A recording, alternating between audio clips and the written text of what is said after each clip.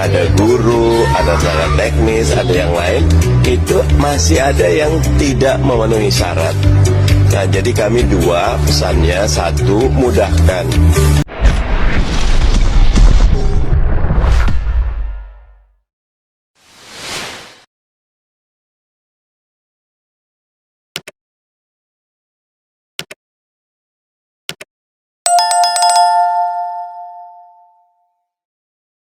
Baru saja dilantik oleh Presiden, terutama kementerian-kementerian yang dipisahkan dari kementerian sebelumnya, atau kementerian baru, atau kementerian yang nomenklaturnya ditambah. Sehingga kemudian penambahan nomenklatur tersebut memiliki konsekuensi pada penambahan struktur, birokrasi, dan itu semua tidak ada waktu bagi kita untuk kemudian kita berlambat-lambat karena seluruh menteri memiliki target kerja yang harus disupport oleh seluruh birokrasi. Komitmen pimpinan dan seluruh anggota Komisi 2 DPR RI siap kapanpun dibutuhkan sesuai dengan kewenangan kami untuk kita menghadirkan kebijakan yang cepat, tentu sesuai dengan prosedur peraturan perundang-undangan yang ada. Ambil contoh misalnya, jika ada rancangan undang-undang yang dibutuhkan untuk dihadirkan dalam rangka mengisi kebutuhan tersebut, kami membuka ruang untuk kemudian kita segera membahasnya. Kami juga berharap kepada Bu Menteri, Pak Wamen, dan seluruh pimpinan lembaga yang lain untuk bisa menyesuaikan cara kerja yang cepat ini.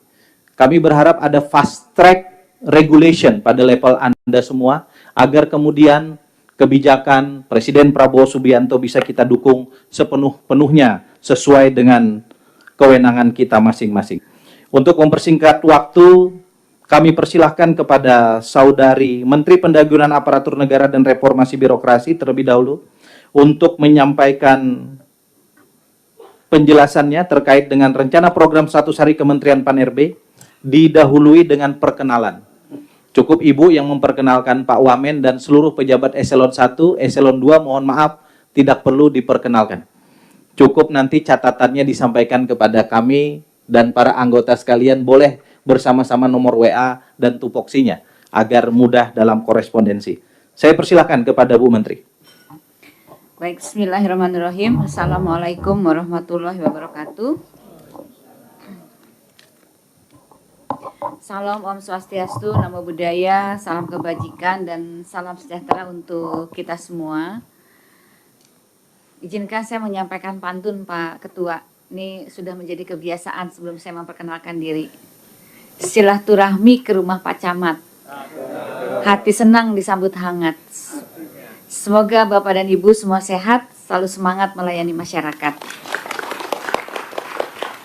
Duduk santai menonton drama sambil makan buah delima. Pan-RB dan DPR bekerjasama demi masyarakat kita tercinta. Yang saya hormati tentunya Ketua dan Wakil Ketua Komisi 2, para anggota Komisi 2 DPR RI, PLT Kepala LAN, PLT Kepala PKN, PLT Andri, kemudian juga Ketua Ombudsman dan jajaran, serta hadirin semua. Tentunya saya ingin mengucapkan terima kasih pertama-tama kepada seluruh anggota Komisi 2 karena pada hari ini ternyata saya adalah menteri pertama yang dipanggil oleh Komisi 2. Dan ini membuat kami bangga atas perhatian dari Bapak dan Ibu Komisi 2 karena banyak sekali PR yang akan kita kerjakan. Nah, Bapak dan Ibu sekalian, saya ingin memperkenalkan terlebih dahulu. Nama saya Rini Widiantini. Mungkin ada Bapak dan Ibu yang dulu lama di Komisi 2 mengenal saya. Dulu sebelum ini saya adalah Sekretaris Kementerian Pan-RB yang memang menjadi mitra Bapak dan Ibu di dalam isu-isu yang terkait dengan Pan-RB dan paguyuban. Kemudian alhamdulillah dan ini sekarang saya juga dipercaya oleh Bapak Presiden untuk membantu beliau sebagai Menteri Pan-RB, dan saya juga tetap dibantu dengan tim yang saat ini hadir semua Pak Ketua. Jadi saya mengikuti kebiasaan Pak Anas sebelumnya yang memang selalu meminta kami datang seluruh lengkap apabila kita harus berdialog dengan Komisi 2 karena banyak banyak isu yang disampaikan. Jadi mungkin izin kalau boleh berdiri ya Pak, saya ingin memperkenalkan pertama Bapak Wamen kami, Bapak Dr. Andes Purwadi. Silakan Pak berdiri. Pak. Ya. Kemudian Deputi Bidang Reformasi Birokrasi dan Akuntabilitas Profesor Erwan Agus. Beliau adalah sebelumnya adalah dosen dekan di Fakultas FISIP di UGM. Saat ini merangkap sebagai PLT Assessment. Kemudian yang kedua Ibu Nani Murwati, Deputi Kelembagaan dan Tata Laksana. Saat ini Bu Nani inilah yang paling sibuk untuk membereskan organisasi kementerian dan lembaga. Berikutnya adalah Bapak Aba Subagja, beliau adalah PLT Deputi Bidang Sumber Daya Manusia yang juga merangkap sebagai staf ahli bidang politik dan hukum. Yang terakhir ini kami transfer dari BKN Pak, jadi baru diangkat belum 1 bulan ya Pak Oto ya. Jadi Bapak Dr. Oto Kuswandaru yang menjabat sebagai Deputi Bidang Pelayanan Publik. Jadi Pak Oto ini sebetulnya orang Menpan juga, jadi kami tarik lagi Pak ke Menpan untuk membantu kami. Bapak Ibu sekalian, sebagai perkenalan tentunya saya ingin menyampaikan beberapa hal terkait dengan area yang menjadi fokus utama reformasi kita, karena Menpan memang diberikan tugas untuk menyelenggarakan urusan di bidang pendayagunaan aparatur negara dan reformasi birokrasi dengan fungsi perumusan kebijakan, koordinasi, sinkronisasi, pemantauan dan analisis serta evaluasi untuk pelaporan. Jadi ruang lingkupnya Kementerian Pan-RB itu dari mulai tingkat kementerian hingga masyarakat. Jadi memang sebetulnya stakeholdernya Kementerian Pan-RB itu adalah para ASN, begitu ya. Tapi ASN itulah yang nanti menjadi ujung tombak di dalam pelayanan kepada masyarakat. Bapak Ibu, mungkin saya ingin menyampaikan beberapa hal program yang memang akan menjadi fokus dari Kementerian Pan-RB. Tentu saja kami tetap melaksanakan beberapa program yang sudah dicanangkan di dalam RPJMN, yaitu tentang reformasi birokrasi tematik, masih tetap fokus kepada penanggulangan kemiskinan, kemudian peningkatan investasi dan pengelolaan sumber daya hilirisasi serta percepatan prioritas Presiden. Dan ini tentunya merupakan reformasi birokrasi tematik yang difokuskan kepada bagaimana meningkatkan kesejahteraan rakyat sebagaimana yang diarahkan oleh Bapak Presiden. Nah, karena tadi sudah ditanyakan mengenai program 100 hari, mungkin Bapak dan Ibu sekalian, dan kami sudah menyiapkan cukup lengkap paparan yang sudah disiapkan, tapi karena waktunya mungkin kami tidak akan terlalu lama untuk menyampaikan, tetapi kami ingin menyampaikan bahwa anggaran sebelum 100 hari yang disampaikan, mungkin ke slide 36, kami informasikan kepada Bapak dan Ibu sekalian bahwa saat ini Kementerian Pan-RB mendapatkan anggaran untuk tahun 2024 itu tahun 2025 nanti sekitar 392.980.127.000 rupiah. Jadi ini gambaran untuk tahun 2025 ya Bapak dan Ibu sekalian. Lalu kami juga ingin menginformasikan bahwa untuk program 100 hari kami pertama ada tiga prioritas yang akan dilakukan. Yang pertama adalah kita ingin menyelesaikan terhadap penataan organisasi kementerian Kabinet Merah Putih serta pengisian jabatan untuk Kabinet Merah Putih. Kemudian yang kedua adalah yang berkaitan dengan penetapan sistem akuntabilitas kinerja atau SAKP yang menjadi basis kementerian dan lembaga untuk mencapai pembangunan nasional atau share outcome dan IKU nasional. Yang ketiga adalah penataan tenaga non-ASN. Untuk program pertama, Bapak dan Ibu yang kami hormati, susunan Kementerian Negara pada Kabinet Merah Putih tahun 2024 itu terdapat 48 kementerian. 48 kementerian dengan rincian 7 menteri koordinator, 19 kementerian tetap, 20 kementerian yang mengalami perubahan nomenklatur dan atau pergeseran tugas, serta 2 kementerian yang hanya mengalami perubahan nomenklatur. Dan ini tentunya kami akan menyampaikan roadmap penataan kelembagaan pengisian ASN. Ada beberapa daftar yang kementerian yang memang perlu dikoordinasikan, jadi nanti kami akan bergerak. Jadi langkah-langkah penataannya saat ini sudah posisi seluruh rancangan peraturan presiden sudah ada di meja Bapak Presiden. Jadi dengan target pada November itu sudah selesai seluruh pembahasan struktur organisasi dan tata kerja yang tahap kedua. Jadi kemudian juga demikian juga bersamaan kita juga menyiapkan sumber daya manusianya.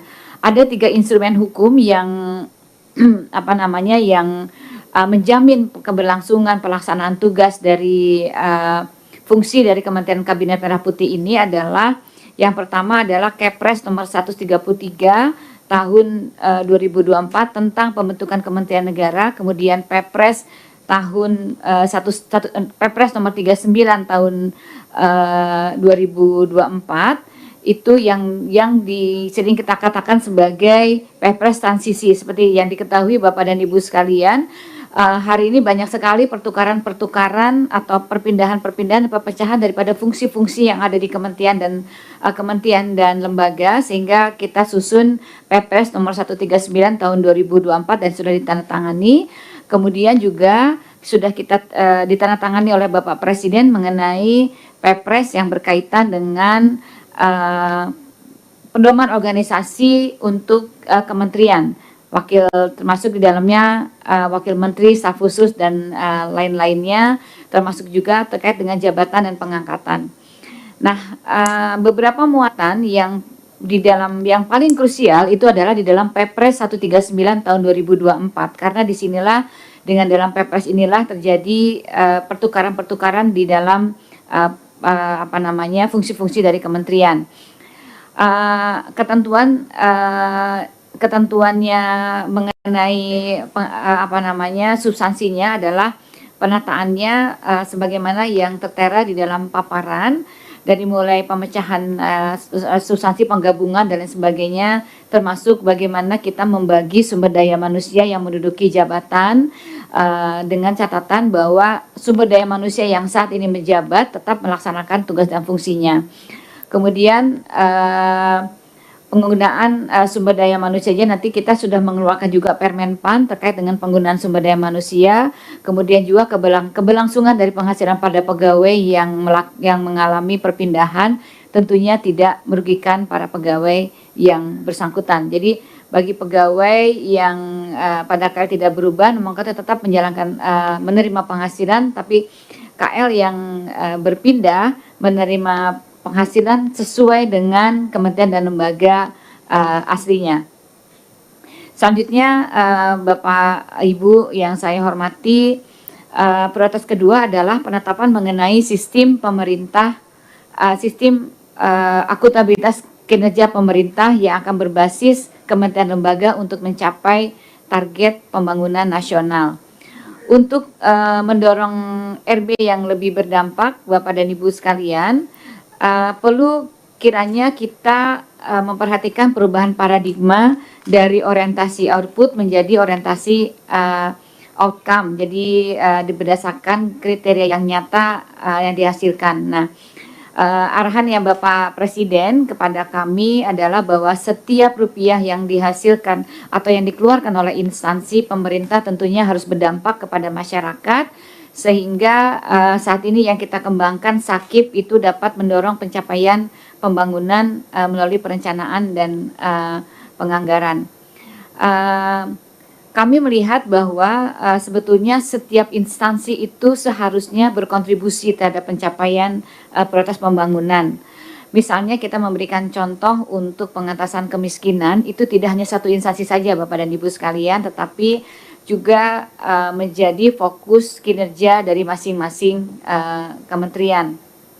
Oleh karena itu, untuk program 100 hari kami memprakarsai kebijakan sistem akuntabilitas kinerja pemerintah atau SAKP, dan karena melalui SAKP tentunya akan terwujud keselarasan kinerja antar kementerian, lembaga dan Pemda dalam mencapai pembangunan nasional, sehingga tercipta keterpaduan kinerja antar KL dan Pemda.